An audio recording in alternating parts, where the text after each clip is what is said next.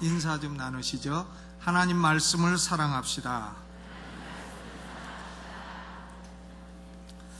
오늘은 예레미야 36장을 중심으로 해서 두루마리를 불사른 자라 하는 제목으로 말씀을 나누겠습니다.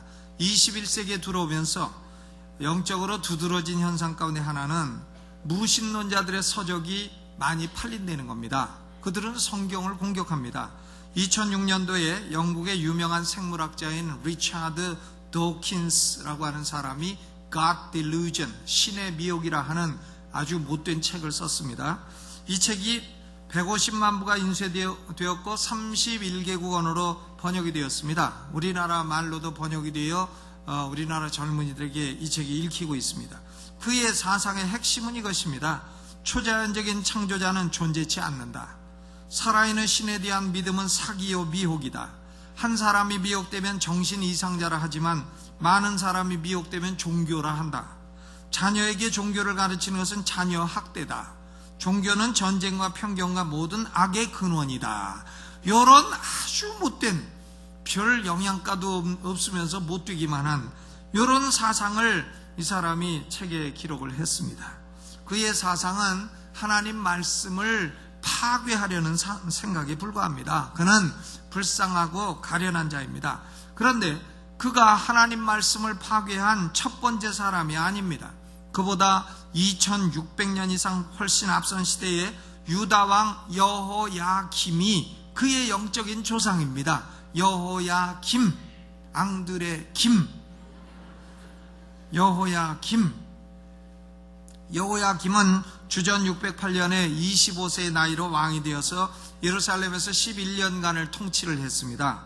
그의 통치는 한마디로 역대하 36장 5절에 기록된 대로 여호와 보시기에 악을 행하였더라 했어요. 11년 동안 못된 짓만 했다. 그러니까 여호야김이 악을 행하였더라. 그런데 그가 행한 악 가운데 가장 최고의 악은 하나님 말씀을 불지른 것이었습니다. 예레미야 36장은 여호야김이 하나님 말씀을 불지른 사건을 기록하고 있는 것이고, 불지르기 전과 후에 하나님 말씀에 관한 4가지 국면을 기록하고 있는 것입니다. 먼저 1절로 5절까지는 기록된 하나님의 말씀이라 하는 국면입니다. 예레미야 36장의 사건은 1절에 보면 유다왕 요시야의 아들 여호야김 4년에 여호와께로서 예레미야에게 말씀이 임하니라 그랬어요. 그러니까 주전 608년에 즉위를 했으니까 4년이 흘렀으므로 608 빼기 4 하면 주전 604년이 되는 거죠. 예레미야 36장은 주전 604년의 스토리입니다. 유다 역사에서 알 수가 있듯이 주전 605년은 근동 지방 정세에 큰 변화가 일어난 해였습니다. 근동을 지배하던 강대국 애굽왕 바로가 북아수르 지역에 있는 갈그미스라 하는 곳에 일어난 전투, 갈그미스 전투에서 신흥 세력 바벨론 왕 느부갓네살에게 패배를 했던 것입니다. 이 세상에 태어나자마자 바로 왕 되는 사람, 바로 왕, 애굽왕이죠. 그리고 너가 아버지는 갓네살이다 하는 느부갓네살, 바벨론 왕이죠. 그러니까 느부갓네살이 바로 왕을 격파를 했다 이거예요. 그것이 주전 605년의 갈그미스 전투입니다. 이렇게 해서 예레미야가 오랜 동안 예언해온 것처럼 바벨론이 근동 지방의 패권을 장악을 하게 되고, 이제는 바벨론이 유다 백성들의 가장 큰 위협 요인이 된 것입니다. 주전 605년에 하나님은 예레미야에게 명령을 하셨습니다. 2절의 명령입니다. 너는 두루마리 책을 취하여 내가 네게 말하던 날 곧 요시야의 날부터 오늘까지 이스라엘과 유다와 열방에 대하여 나의 네게 이른 모든 말을 그것에 기록하라. 단순히 말로만 예언하지 말고 두루마리에 기록을 하려는 겁니다. 예언이 구전의 형태에서 문서 계시의 형태로 바뀌기 시작을 한 것입니다. 그럼 왜 하나님은 예언을 기록하라고 명하셨느냐? 첫 번째 실용적인 이유로서 5절에 보니까 예레미야는 지금 감금을 당하여 여호와의 집에 들어갈 수 없게 되었다는 거예요. 그러므로 감금을 당하여 메시지를 전할 수 없으니까 기록을 해서 대신 메신저를 보내가지고 읽으라는 거예요. 그것이 실용적인 목적이었습니다만은 보다 근본적인 이유가 있습니다. 그것은 이제부터는 예언을 구전으로만 하지 말고 문서 계시로 해라. 즉 성경으로 만들라는 것입니다. 기록된 말씀, 문서 계시는 단순히 구전으로 증거하는 것보다 많은 유익이 있습니다. 말씀이 기록되면 영구화되는 것이고 확정되는 것이고 메시지를 거듭거듭 읽음으로써 내용을 확실하게 파악할 수 있는 것이고 복사도 할 수 있는 것이고 기록을 말살하기가 어렵게 되는 것입니다. 그러므로 예레미야는 네리야의 아들 바룩을 택하여, 누구를요? 바룩을 택하여 예레미야가 말로 하는 구전을 받아서 두루마리에 기록을 하게 하는 것입니다. 이 바룩이라고 하는 사람은 발음을 잘해야 돼요. 벼룩이라 하지 말고 바룩이라는 사람은 우리가 안면이 있습니다. 예레미야 32장에서 예레미야가 자기 고향 아나돗의 땅을 살 때에 매매 증서를 인봉한 공무원이에요. 그의 가족은 예루살렘 정치의 명문 가문이었습니다. 그러나 예레미야와 함께 일하게 된다는 것은 그에게는 생명의 위험을 주는 그런 위험한 일이었습니다. 그러나 바룩은 하나님 말씀을 위해 목숨을 걸었습니다. 그는 목숨을 걸었는데 그의 속에는 자신이 이렇게 함으로 출세하리라는 야망도 좀 있었어요. 그러니까 그의 동기는 순수한 면과 순수하지 못한 면이 섞여 있는 그런 사람이었습니다. 어쨌든 그는 하나님의 말씀을 받아서 두루마리에 기록을 했습니다. 예레미야 36장부터 45장까지 9개 챕터를 가리켜 그러므로 바룩의 문서라고 부르는 것입니다. 바룩스 다큐먼트라. 하나님이 예언을 이처럼 문서 계시화하는 목적은 뭐냐? 목적은 3절과 7절에 드러나 있습니다. 유다 족속이 내가 그들에게 내리려 한 모든 재앙을 듣고 각기 악한 길에서 돌이킬 듯하니라. 7절에도 있죠.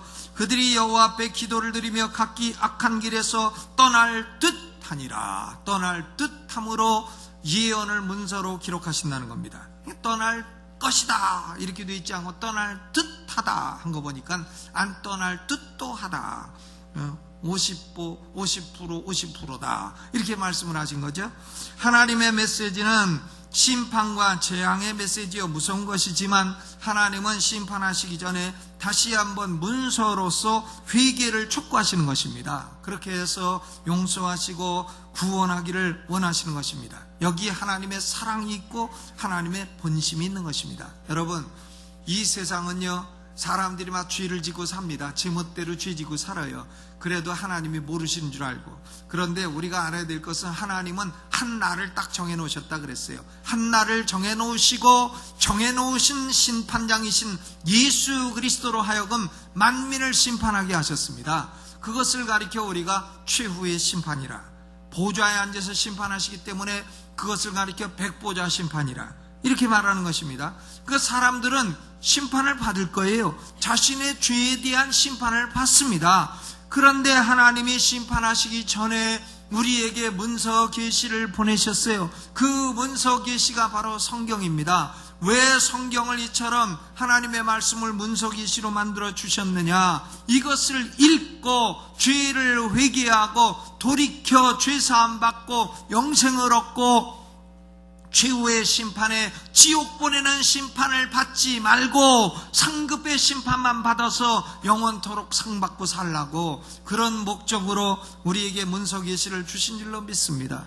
우리는 구약성경 39권, 신약성경 27권, 3구는 27, 둘 더하게 되면 도합 66권, 이 기록된 문서 계시를 우리가 가지고 있는 것입니다. 이것이 얼마나 귀한 보물이에요. 여러분, 이것은 보물입니다. 성경 가지고 계시면 가슴에다 한번 딱 대시고 이것이 내 보물이다 한번 해보세요. 근데 이렇게 하면서도 이게 무슨 보물이야, 다이아몬드가 보물이지, 이런 분이 계실지 모르겠습니다만은, 다이아몬드 가지고 천국 가면요, 베드로가 그래요. 왜 어느 동네에 깔린 보도블록 뜯어갖고 다니느냐고. 다이아몬드는 천국 가면 보도블록도 안 되는 거예요. 성경 문서계시 66권은 얼마나 귀한 보배입니까? 우리에게 죄사함과 영생과 구원을 주시는 위대한 능력의 말씀인 것입니다. 그러므로 우리는 이 말씀의 가치를 바로 알고 문서계시로 말씀하시는 하나님에게 무한한 경외와 감사를 보내시기를 주의 이름으로 축원합니다. 두 번째로 6절로부터 19절까지는 낭독된 하나님의 말씀이라 하는 국면이에요. 낭독된 하나님의 말씀. 예레미야가 바룩에게 새로운 명령을 내립니다. 6절에 보니까 너는 들어가서 나의 구전대로 두루마리에 기록한 여호와의 말씀을 금식일에 여호와의 집에 있는 백성의 귀에 낭독하고 유다 모든 성에서 온 자들의 귀에도 낭독하라. 금식일에 낭독하라 그랬어요. 그런데 유다 백성들은 공식적인 금식일도 있고 비공식적인 금식일도 있습니다. 공식적인 금식일은 유다 달력으로 7월 10일 대속죄일에 하루 연례적으로 행하는 금식일입니다. 이것이 7월 10일이 공식적인 금식일이고, 또 비공식적인 금식일은 국가가 생존적인 위기에 처한 경우에 왕이 명령을 내려 금식일을 정하여 위기에서 건져달라고 하나님께 기도하는 날을 삼기도 하는 것입니다. 여기 보면 6절에도 금식일이 나오고 9절에도 금식일이 나오는데, 6절에 나오는 금식일은 7월 10일 대속죄일이 공식적인 금식일이고, 9절에 나오는 금식일은 여호야김 왕이 국가적 위기에 선포한 금식일이요 비상금식일이요 9월 중에 행한 금식일인 것입니다. 그러므로 6절과 9절의 금식일 사이에는 하나는 7월이요 하나는 9월이요 하니까 두 달의 간격이 있게 되는 것입니다. 그런데 어떤 분은 이런 질문을 합니다. 6절은 여호야김 왕 4년의 금식일이요 9절의 금식은 여호야김 왕 5년의 금식일이니까 1년 2개월의 차이가 있는 거 아니냐? 그러나 여호야김 왕의 통치 연대 시작이 대속죄일 이후로부터 카운트가 되기 때문에 이것을 감안하면 이런 질문은 사라지게 되는 겁니다. 그러니까 두 달을 간격으로 해서 바룩은 모든 백성들을 상대로 여호와의 말씀을 봉독을 했습니다. 두 번 봉독을 했어요. 유다 백성들이 금식을 위해서 예루살렘에 몰려들었기 때문에 최대의 청중이 모여있는 때였고, 또한 최고의 집중력을 가진 때였습니다. 여러분, 우리도요 두 끼만 금식하고 말씀 들으면 집중력이 커지는 거예요. 지금 밥 잔뜩 잡수시고 오신 분은 졸릴 겁니다. 아침 잔뜩 먹고 오신 분은 무슨 소리요? 하면서 동으로 서로 노젓고 계실 거예요. 노젓고 계신 분은 깨어나시기를 주의 이름으로 축원합니다. 여기가 한강이 아니니까요. 그러니까 금식을 한 두세 끼만 하면 사람의 집중력이 높아지는 것이에요. 그러니까 바룩은 이처럼 많은 청중이 모여 집중력을 가지고 있을 때 두 번이나 모든 백성에게 하나님의 말씀을 낭독을 했던 것입니다. 하나님 말씀은 한 번 읽고 마는 것이 아닙니다. 이처럼 반복해서 자주 읽어야 되는 겁니다. 다른 책은 반복해서 읽으면 지루합니다. 소설책은 한 번 읽으면 던져버려요. 또 읽기 싫습니다. 저는 제가 쓴 논문도 한 번 읽으면 던져버려요. 안 읽어요. 그런데 하나님 말씀은 읽을 때마다 새롭습니다. 읽을 때마다 모르고, 이런 말씀을 읽었던가, 이런 말씀이 있었던가, 새롭고 또 새로운 거예요. 100번을 읽어도 새롭고 200번을 읽어도 새롭고, 하나님 말씀은 그런 특징이 있는 것입니다. 그러므로 바룩은 지금 두 번에 걸쳐서 백성들을 상대로 하고 이제 세 번째 또 봉독합니다. 11절로 19절까지는 바룩이 왕국에 있는 서기관들의 방에 들어가서 모든 방백들 앞에서 하나님 말씀을 봉독했습니다. 서기관은 영어로 세크레터리라 해요. 왕의 비서들입니다. 그 비서실에 가서 방백들을 모아놓고 하나님 말씀을 봉독을 합니다. 거기 나오는 방백들은 모두 요시야 왕이 키웠던 믿음의 사람들이었습니다. 그 가운데 가장 두드러진 사람의 이름이 사반입니다. 사반. 이분은 훌륭한 분이니까요, 발음 한번 해주시죠. 사반. 사반의 아들들과 손자들이 모두 다 유다 궁정의 방백들이었고 믿음의 사람들이었습니다. 사반이란 사람은 유다 최후의 종교개혁가인 요시야 왕, 여호야김의 아버지죠. 아버지는 훌륭한데 아들이 잘못된 거예요. 아버지 훌륭한 요시야 왕 앞에서 사바니가 신명기를 성전을 고치다가 발견을 해가지고 그것을 봉독한 사람이 사반이에요. 요시야 왕 앞에서 신명기를 봉독한 그 사람이 사반입니다. 그때의 요시야 왕은 옷을 찢고 종교개혁을 시작한 것이 열왕기하 22장에 기록이 되어 있습니다. 사반은 세 아들들을 두었고 또 손자들을 두었습니다. 그런데 세 아들들 이름을 우리가 뭐 다 알 건 없습니다만 모두 다 신앙이 훌륭하고 유다 궁정에서 모두 다 출세한 사람들이 됐습니다. 예레미야 26장 24절에 보면 여호야김 왕이 예레미야를 죽이려 할 때에 사반의 아들 아히감이 예레미야를 보호하였다 그랬어요. 또 예레미야 39장 14절에는 사반의 손자이자 아히감의 아들인 그다리아가 시위대 뜰에 투옥되었다 구조된 예레미야를 자기 집에서 보호하였다 그랬습니다. 예레미야 36장 13절에도 사반의 손자여 그마리아의 아들인 미가야가 예레미야의 말씀을 듣고 방백들에게 들은 말을 전함으로써 바룩이 그 방백들을 상대로 비서실에서 서기관들의 방에서 말씀을 봉독하게 된 것입니다. 여러분, 온 나라가 부패하고 타락하고 하나님 말씀을 거역하는 시대에도 사반의 세 아들들과 손자들은 목숨 걸고 하나님께 충성하고 하나님의 종을 보호했습니다. 여러분 가정이 사반의 가정처럼 되시기를 주님의 이름으로 축원합니다. 어느 가정이든지요, 하나님 말씀이 존귀히 여기고 하나님 말씀을 사랑하고 말씀을 공부하고 말씀을 읽는 가정은 빛이 있는 가정이에요. 그런데 아무리 돈이 많고 권력이 많고 해도 하나님 말씀을 무시하는 가정은 그건 어둠이 있는 가정인 것입니다. 여러분, 우리 성도들의 모든 가정은 이 성경 사랑하고 읽고 묵상하고 이 성경 이것이 내 영의 양식이다 생각하고 빛이 있는 가정, 사반과 같은 가정, 자녀들도 복받고 영적으로 잘되고 사회적으로도 출세하는 가정이 되시기를 주님의 이름으로 축원합니다. 누구 집안처럼 되자고요? 사반. 다시 한번 발음해봐요. 사반. 야, 훌륭한 사람이에요. 바룩이 낭독한 예레미야의 말씀을 들은 방백들은 그 말씀의 근원이 무엇인가를 묻습니다. 17절에 네가 그 구전하는 모든 말을 어떻게 기록하였느냐 이렇게 질문을 해요. 그러니까 바룩이 분명히 대답합니다. 그가 그 입으로 이 모든 말을 내게 베풀기로 내가 먹으로 책에 기록하였노라. 입으로 말함으로 먹으로 기록하였노라. 방백들은 그 말씀의 근원이 하나님이심을 확인하고 말씀을 심각하게 받아들였습니다. 그리고는 그 말씀을 왕에게 전하고자 했던 것입니다. 여러분, 아무리 시대가 악하고 정부가 악해도 하나님은 이처럼 남은 자들을 남겨두시는 것입니다. 우리 모두는 이 시대에 남은 자가 되어 하나님 말씀을 사랑하고 보호하고 심각하게 받아들이고 봉독하고 믿는 성도들이 되시기를 주님의 이름으로 축원합니다. 세 번째는 20절로 26절까지 거부된 하나님의 말씀이라 하는 국면입니다. 방백들의 말을 전해들은 여호야김 왕은 궁정관리인 여후디를 보냅니다. 여후디.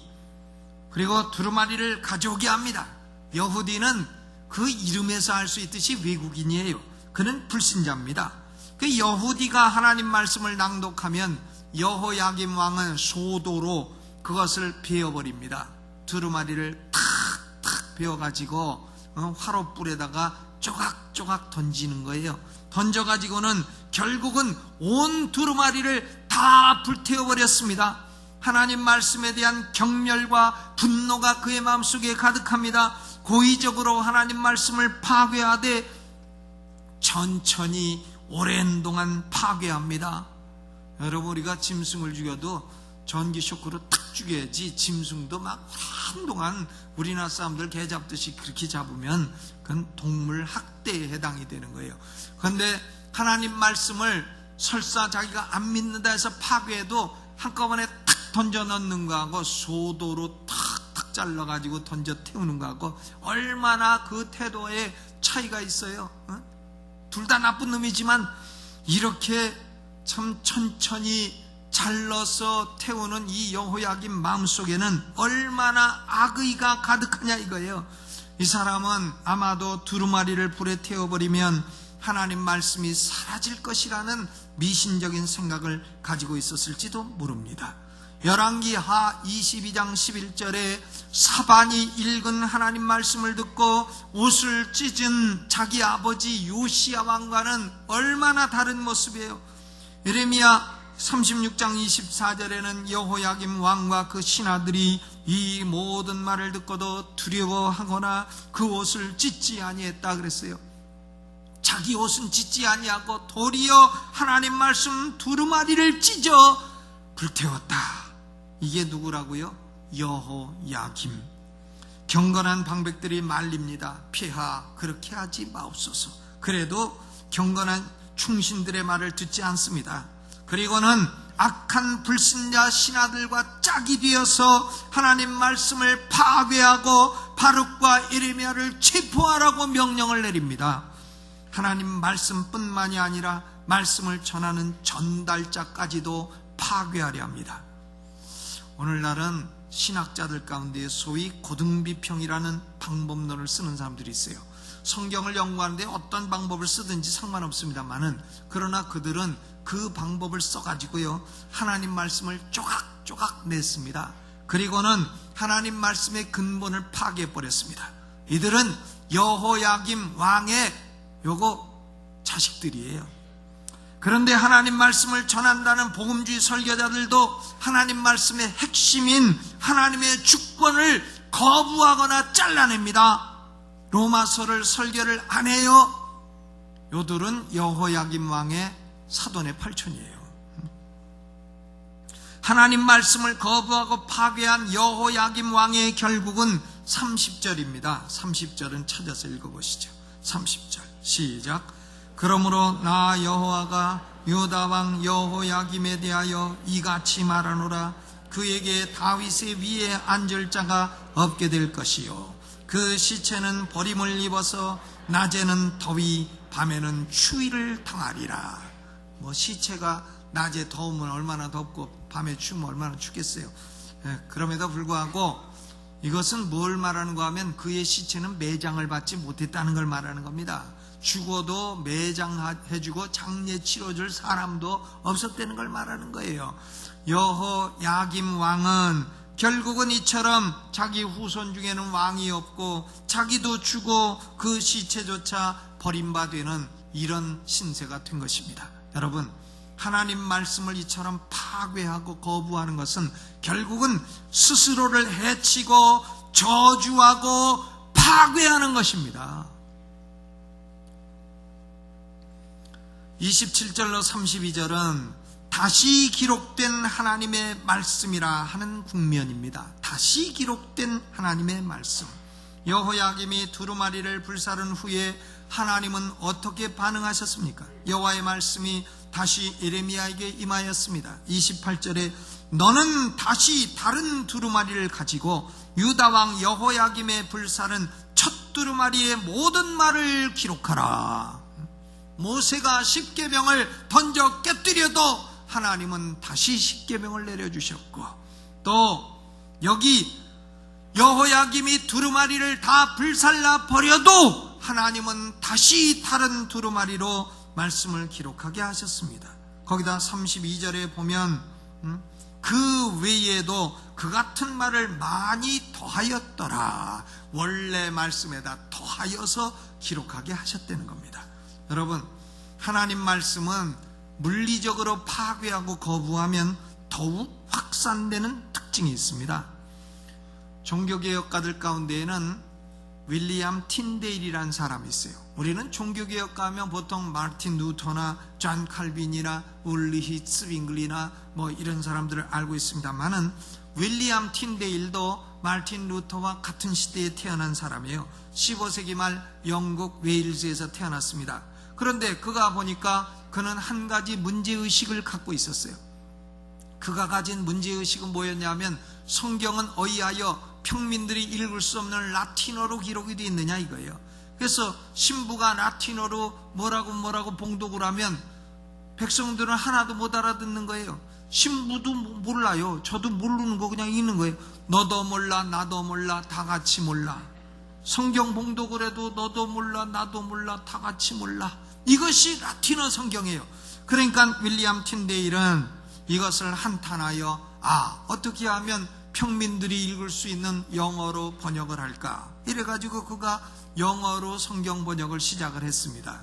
그러니까 그 당시에 왕이었던 헨리 8세가 그거 하지 마라, 그리고 로만 캐톨릭에서 영국에서 제일 높았던 캔터베리 대주교인 윌리엄 월햄이라고 하는 자가 그거 하지 마라, 왕도 카톨릭 신부도 핍박을 하고 번역을 못하게 한 겁니다.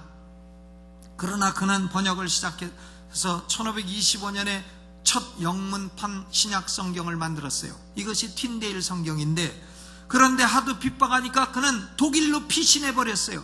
그래가지고 독일에서 영어 성경 3,000부를 찍었습니다. 3,000부를 찍어가지고 영국으로 밀수를 해갖고 왔어요.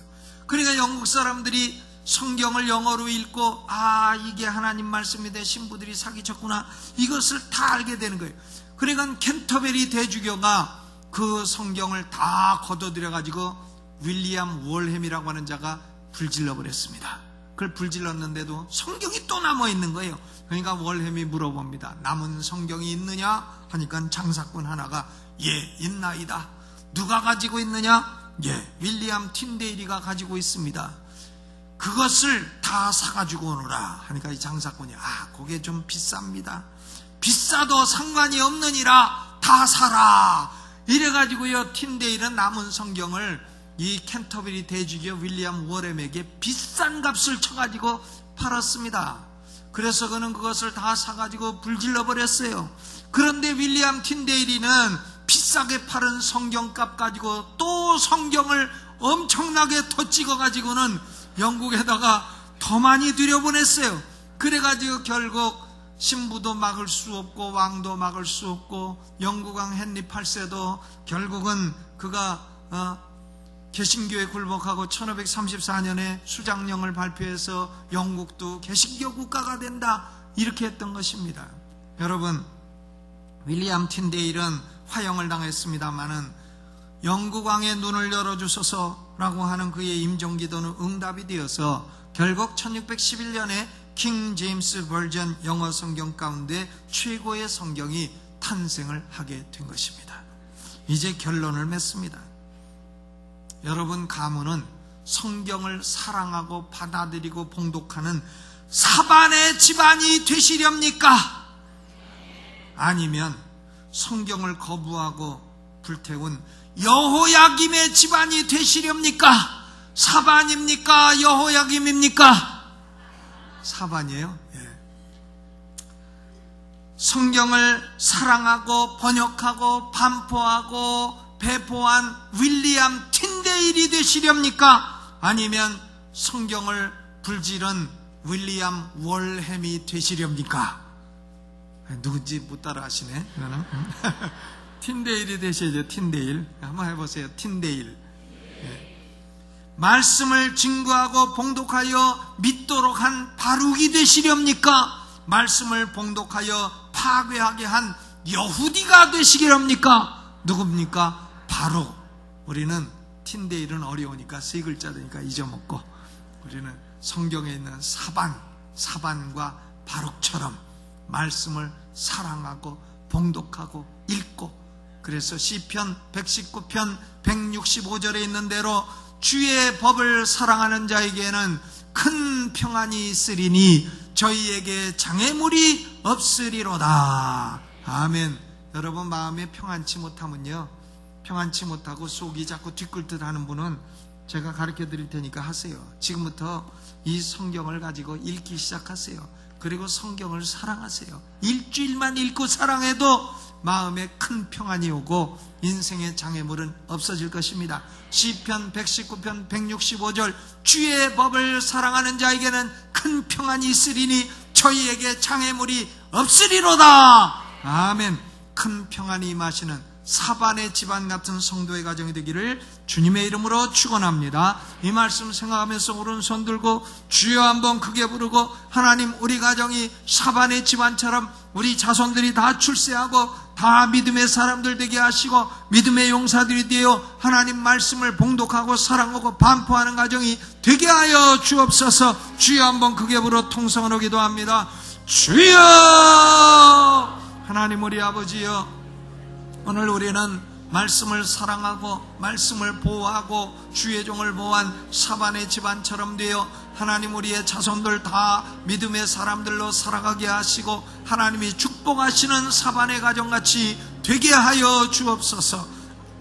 아버지, 말씀을 거역하고 말씀을 불태운 여호야김은 비참한 신세가 되었으나 그러나 사반의 집안은 영영토록 복을 받게 되었습니다. 하나님, 우리 모두가 하나님 말씀을 사랑하면 큰 평안이 있고 장애물이 없으려다 하셨으니 아버지여, 말씀을 사랑함으로 평안을 체험케 하시고 우리 삶의 장애물을 제거하여 주옵소서. 예수님의 이름으로 기도하옵나이다.